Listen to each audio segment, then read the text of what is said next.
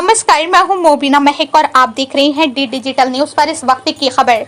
उत्तर प्रदेश के जनपद संभल के कस्बा गवा में सरदार वल्लभ भाई पटेल जी की जयंती मनाई। नगर पंचायत गवा कार्यालय में महान स्वतंत्रता संग्राम सेनानी, भारत की एकता और अखंडता के लिए आजीवन समर्पित लौह पुरुष सरदार वल्लभ भाई पटेल जी की जयंती पर श्रद्धा सुमन अर्पित कर श्रद्धांजलि दी। सरदार पटेल जी के संकल्प और समर्पण से प्रेरणा लेकर देश आज एक भारत श्रेष्ठ भारत की स्वप्न को साकार करने की दिशा में आगे बढ़ रहा है। उनकी इच्छा शक्ति और राष्ट्रीय एकता के प्रति समर्पण हम सभी को सदैव राष्ट्र हित में कार्य करने की प्रेरणा देता रहेगा।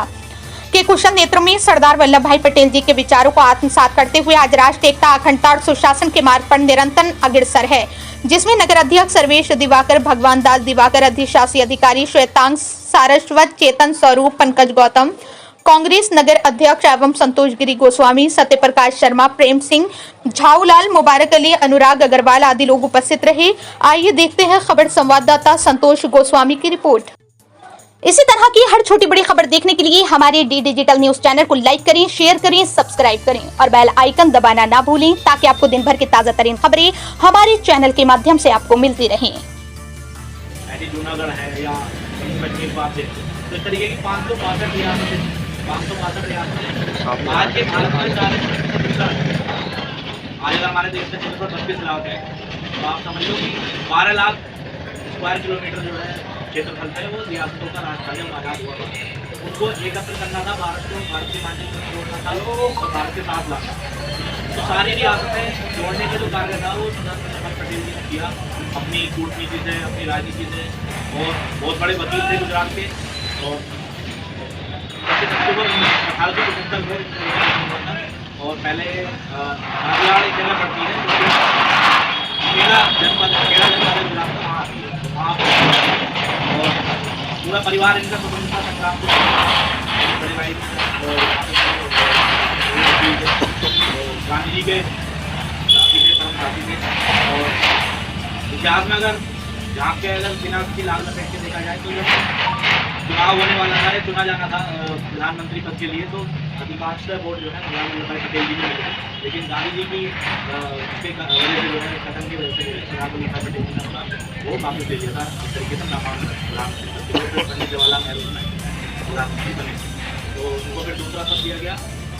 तो 3 बड़ी जो रियासतें थी वहाँ पे इनका सबसे ज़्यादा जिक्र आता है। हालांकि 562 जो है रियासतों को भारत में सम्मिलित करने का इनका बहुत योगदान है, सबसे मेन योगदान इनका है।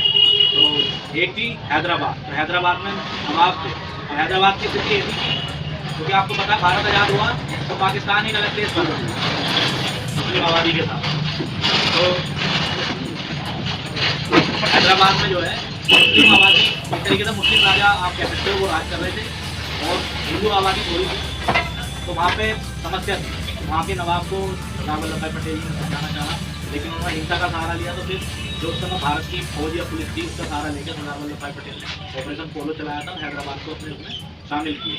तो बना सोचो एक ऐसी स्थिति होती कि एक देश के अंदर दूसरा देश होता है, क्योंकि वहाँ का जो राजा था या नवाब था हैदराबाद का, वो पाकिस्तान के साथ जाना चाह रहा था, वो पाकिस्तान को समर्थन देना चाह रहा था। भारत के अंदर एक पाकिस्तान बन गया, लेकिन सरदार वल्लभ भाई पटेल जी ने बचाया। दूसरा एक जगह थी गुजरात के पास, गुजरात में पड़ती जूनागढ़।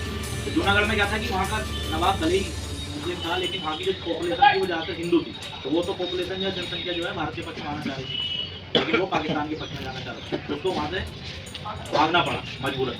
उसमें भी कूटनीति रही। और इसके अलावा जम्मू कश्मीर का जो मसला है, जो अभी तक एक तरीके से सुलझा नहीं है या उसमें जो भी स्थिति है, वहाँ पे क्या था कि पॉपुलेशन अधिक थे, मुस्लिम थी और राजा जो थे वहाँ के वो हिंदू थे, राजा थे।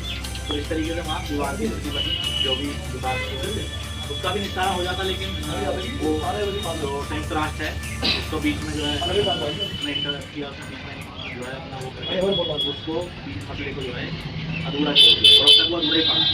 पाकिस्तान के हिस्से वाला कश्मीर जिसे हम पीओके कहते हैं, और वो जो उनके हिस्से वाले आज़ाद कश्मीर कहते हैं, हमारे वाले को भारत वाले का। वल्लभ भाई पटेल जी ने पूरे भारत का जो हम नक्शा देखते हैं, आज जो हम कहते हैं कश्मीर से कन्याकुमारी, या हम कहते हैं गुजरात से, उसमें जो बहुत महत्वपूर्ण और सबसे महत्वपूर्ण योगदान है तो लौह पुरुष हम इनको कहते हैं। और 2000